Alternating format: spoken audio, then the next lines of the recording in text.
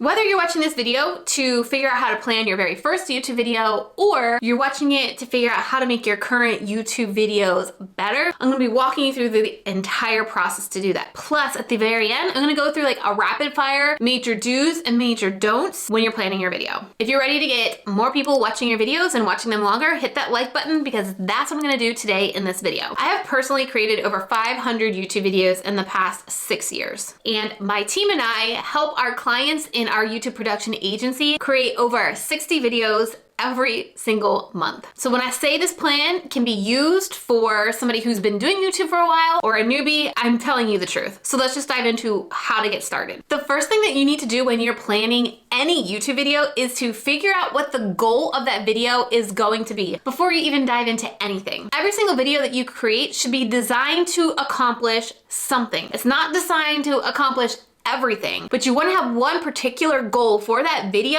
and then everything that you create around that video is leading people to achieve that goal. For example, we have videos that we create that are designed to make us sales on our digital products. So the entire goal of that video is to get people to click on that page that tells them about my digital product. We have other videos that are designed to help us achieve more visibility and get more views on our videos. So the goal of those videos are to get people to watch another YouTube video. And finally, we also have videos where the goal is to get people to subscribe to our channel. So sometimes when we release a brand new series of videos we're gonna do here on my channel, we pitch that and say, you know, you're not gonna wanna miss this series we're doing this month. Make sure you hit subscribe so you don't miss any of these videos. So you can see each one of those goals are separate videos. In one video, I'm not having people go to my sales page, watch another video and subscribe. I'm determining before I sit down and plan out a video, what is the goal of the video that I am planning. That is really important here, because if you try to do everything, you're not going to accomplish anything. So some of those goals that you can set for your video as you're starting to plan one is to get more subscribers, to get more views, or to make some sales or grow your email list. The next piece of planning your video is the marketing material for your video, which is your title and thumbnail. But before we address that, I want to talk about something I get asked all the time. How long should my YouTube videos be? This is honestly probably the most common question that I get asked as a YouTube strategist. And for that answer, I will tell you, it depends. So you know the goal of your video, right? Once we start crafting the title and the thumbnail,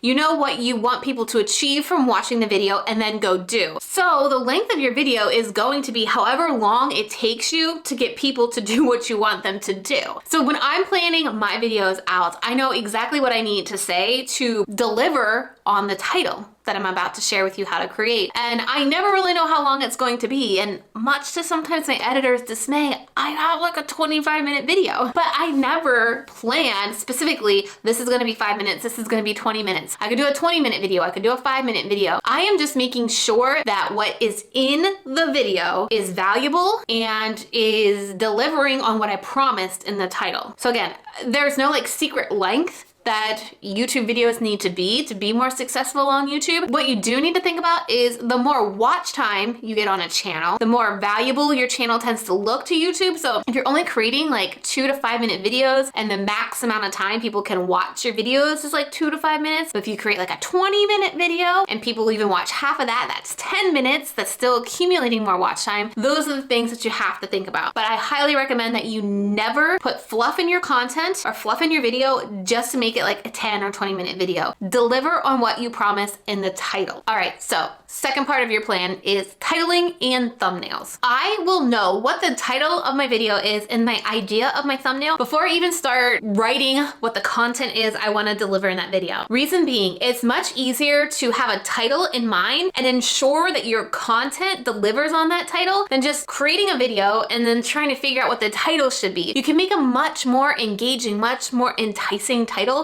if you know what it's going to be first, and then craft your content around that. Just like on Instagram, when you're trying to stop the scroll, that's what you're trying to do with your title and your thumbnail on YouTube. All right, so what are some best practices for titles? So I highly recommend keeping your characters of your title from about 50 to 60 characters. Remember, YouTube is going to truncate your title to fit on the homepage, to fit on mobile device. So really think about packing a punch on your title in those first 50 to 60 characters. I also highly recommend not worrying about keywords stuffing your titles. Listen, people grow on YouTube that are vloggers. How do they grow on YouTube? As a vlogger, they're not keyword stuffing their titles, right? They're creating titles and thumbnails that people click on. And if people click on your video, YouTube's gonna show it to more people. And if YouTube shows it to more people and more people click on it, YouTube's gonna show it to more people, okay? When you upload your videos on YouTube, YouTube already knows what your video is about. It basically like scans your video, whatever the robots do behind the scenes, but YouTube knows what your video is about when you upload it. So you don't have to reiterate keywords in your titles. What you do wanna do is create titles that pique curiosity or promise some type of value that if they watch this to the end, this is what they are going to get, all right? So what I would do is look at who is creating YouTube videos in your niche and how are they creating titles. Look at their most popular videos on YouTube, like the ones with the most views. What is different about those titles and those thumbnails than the videos that they have that aren't getting as many views, okay? Is there a way they're structuring their titles? Also, remember, you wanna be thinking about your thumbnails as well, which I'm gonna talk about here in a minute, because your click-through rate is how well your title and your thumbnail get people to click on your video. So your title is just half of this. So that's what I would do. I would start looking at people in your niche, see how they're titling thumbnails. Then I would look at other niches on YouTube and see if you can figure out some Mad Lib style titles, meaning looking at how people are titling things and how can you pull out their niche words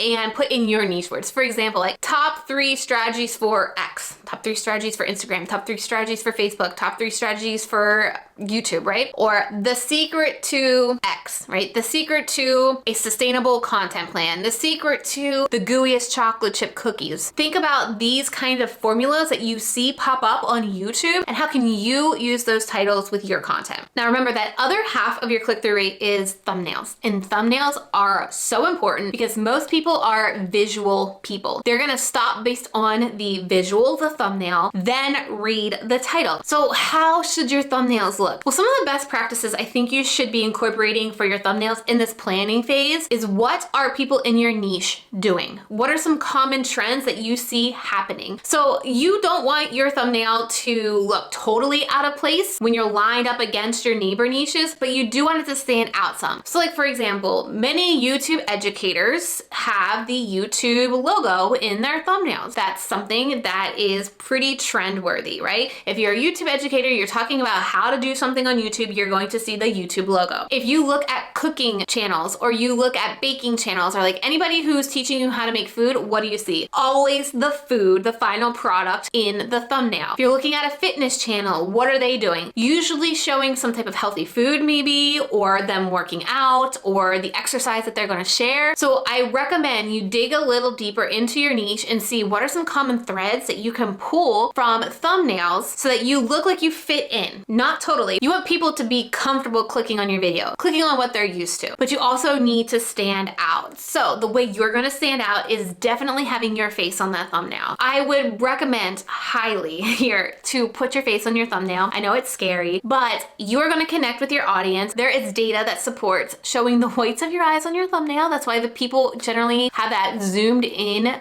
image of themselves on thumbnail tend to get a higher click-through rate because people trust people when they can see the whites of their eyes. All I do with my thumbnails is every time I'm done shooting these videos, I turn my camera on self-timer. I have a list of photos that I want to get for my thumbnail and I just shoot those images. So whether it's me smiling or it's me using my glasses as a prop like this, or maybe I'm talking about how I plan my week and I hold up my planner. You wanna know what images you need to get for your thumbnail in this planning phase. Let me show you how I keep this all organized in Asana. So this is the actual video that I'm shooting right now. You can see that I have the title already up here, Plan the Best YouTube Video. I also know what my call to action is going to be. So the goal of my video is to send people to watch Take YouTube Serious video. So you'll hear that call to action later. I know what the thumbnail text is going to be already. So again, I have this concept of what my title, my thumbnail is, the story that I'm starting to tell, so I can solidify the hook of my video. You'll see that this is basically the bullet points that I have listed out here. This is a lot of recon work that I did, so a lot of research that I did prior to even coming up with the content. So I looked at other videos that are performing well. I looked at my videos that I've done on this topic to really hone in on a direction for this video. And then I have some stuff written, I have some stuff bullet bullet pointed. I really try to force myself not to write as much, again, so I can say what I want to say without getting wrapped up on everything. I've also collected thumbnails that I'm looking at. When you look how to plan a YouTube video, these are the thumbnails that are coming up. What am I looking at as trends? All are holding like a notebook up. So if you check out this thumbnail, what I would be doing. And then this is one of my best performing thumbnails on this topic. And so I really wanted to play on this idea. And so this one said, don't say this. And I have specifically for this thumbnail text, don't skip this. Plan the best YouTube video. So this is where I keep everything in Asana so that I can ensure like my ideas all fit. And as I'm creating this plan, it's all organized. So far, your plan for your YouTube video has the goal of your video, the title and the thumbnail. Now we're gonna dive into the meat of this piece, the content. What are you gonna actually say and how are you going to say it? Now, I highly recommend not scripting your videos, as in not writing word for word exactly what you wanna say in your videos, because it tends to tighten you up, right? I've done this before where I write out my entire script and then I get so nervous over saying exactly what I say in my script that I don't allow my personality to shine, and I just kind of close up a bit because I'm so stressed the freak out over saying everything that is in my script. So I follow what I call a video game plan. And in this video game plan, the only two pieces that I script are the hook of my video and the call to action, which ties into the goal of my video. Because these are the two major pieces. If my hook can get people to keep watching, then I know I'm going to get them to possibly to the end of my video. And my call to action is going to achieve the goal that I initially set out for that video, right? To watch another video, to subscribe, or to get on my email list, or go to my sales page. This is also why knowing your title and your thumbnail is so important, because your hook needs to tie in to that title and thumbnail. So for example, I know the title of this video is to plan the best YouTube video. And I open this really hitting two different audiences because I want you to know that this plan works whether you're brand new or you have been doing YouTube for a while but people aren't watching your video. So I open this video with a strong hook calling out those two people that I want to watch this video. And I tease that at the end, if you stay to the end, I've got a quick rapid fire do's and don'ts for your YouTube video that potentially gets you hooked in to watch the whole video. So this is one of the pieces, like I said, that I do script word for word and I really work on. Then I dive into the meat of my content, right? I just do bullet points. I know what direction I want to go with my video. I know what I want to deliver in that video to achieve the goal. Again, why we have the goal, but to also promise on that title. I am breaking this down into steps to help you plan your best YouTube video. So I literally have like 3 major steps here and then the rapid fire do's and don'ts, and it's all written in bullet points in Asana for me. When I'm done writing this out, I look at my bullet points and I make sure, okay, does all of this content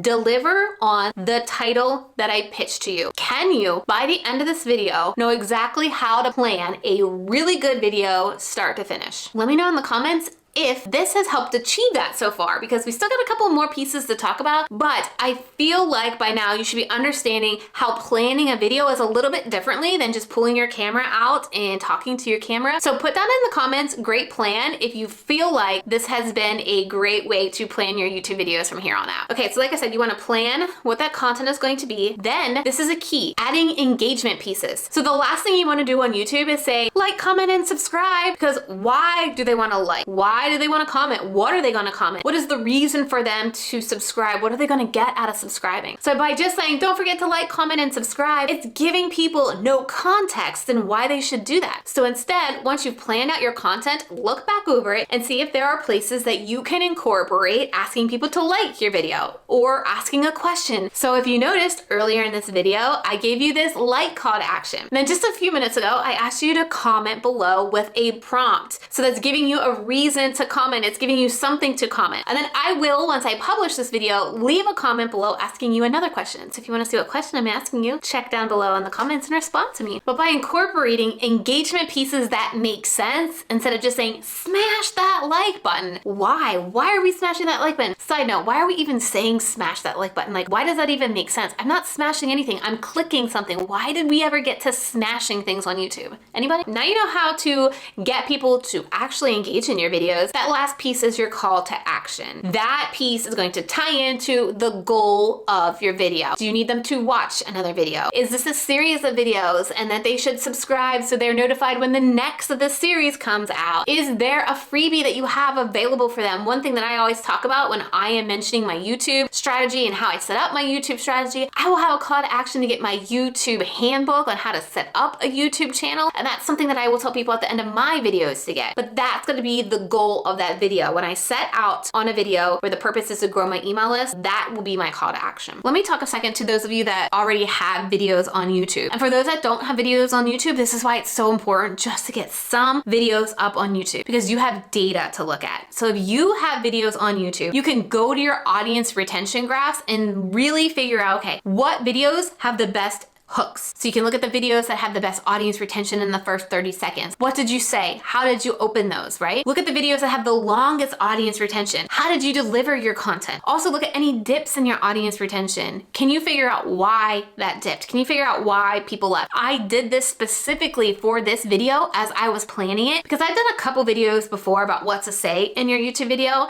and I looked at all 4 of those that I did to really mush together all the best pieces of those videos to put into this particular one. So if you have videos on YouTube, definitely look at your audience retention. And as you're getting started here on YouTube, just get some videos up on YouTube so you have that data to look at. Now let's go into that rapid fire session that I said we were gonna do on how to plan your best YouTube video ever. First, do find ways to make your videos more engaging. So you notice throughout this video, not only are we zooming in a little bit, not only am I changing my camera angle a little bit, but we're also adding GIFs, we're also adding text, we're also adding screen shares to show you what I'm talking about instead of just telling you. So while you're planning your video, also think about these little pieces of your video that could really take your video from good to great. Don't let people know your video is over before you have your call to action. So what I see a lot of people do is at the end of their YouTube video, they summarize everything that they just talked about. And what happens is people are gone. If they know your content is over and you've got nothing left to share, they're gone. And guess what?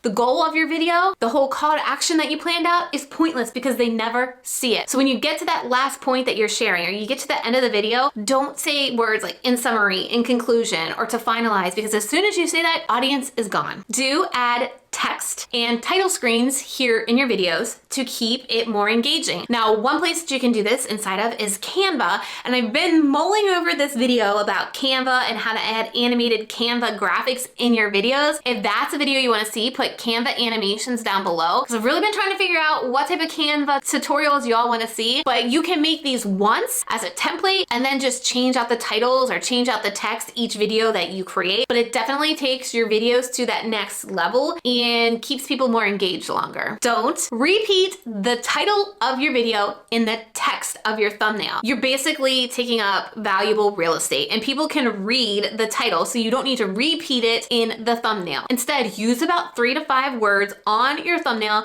that's gonna stop the scroll, and then continue with that idea in the title, okay? So like your thumbnail, your title, and your hook should be telling this 3-part story that will get people to the end of your video. Do hook your audience like we talked about and get to that content, like the meat of your content, within the first 20 to 30 seconds of your video. Especially if it's the first video they've ever watched from you, they're gonna be like, okay, I'll get to the point. So don't stretch out that beginning. Don't chit chat. Don't like share about your day or tell them it's raining out outside, unless it's a video meant to connect with your current audience. If this is a video meant to help you get subscribers and to help you get views, you've got to get to that content pretty quickly so that people keep watching and they don't leave your video. Don't add a branded intro. Now, I've seen a lot of talk about branded intros, you know, the graphics and the music and like the logo thing. I get it. You want it to look professional, you want it to look branded, but this is seen as basically like a commercial and a barrier to your content. I just told you one of the things you do want to do is get to the content as quick as possible. When you add that branded intro, even if it's just 3 seconds, which is all I recommend it is if you must have one minute, all it's going to do is cause people to want to click away or find another video because they're bored instantly from those. Look, there are a lot of moving pieces when it comes to YouTube, and sometimes doing YouTube alone is stressful and overwhelming. So I wanted to officially invite you to join my program, Video Strategy Academy. The doors are currently open for our third iteration of Video Strategy Academy. And what we are doing differently with this program is I am going to be releasing a module each week starting February 28th. And so there's going to be lessons for you to learn that week. And at the end of the week, we will have a group call where we talk about what we learned, where we're stuck, where we need help. And so it's basically a course program alongside coaching from me. You're going to get feedback from me. You're going to get feedback from my strategists at my agency as well. So you can really figure out how to take YouTube seriously and how to grow on YouTube and really use YouTube as a 24/7 lead generator to your business without having to spend money on ads, because YouTube can be an organic traffic source that really can blow your business up in a good way. So if you're interested in joining us this round, go to trinalittle.com/VSA to learn all about it. We are going through this entire program live with brand new content dropping on February 28th. Like I said, YouTube is tough to go at alone, and it just really helps to have a community and somebody who's doing YouTube really help you zone in on what is and isn't working and where you should focus to hit those goals that you do have. Lastly, if you're ready to take YouTube seriously or hit that next milestone on your YouTube channel, make sure you watch the video that is on your screen right now, because I'm diving into exactly what you need to do if you are ready to take YouTube seriously. So click that video and watch it now.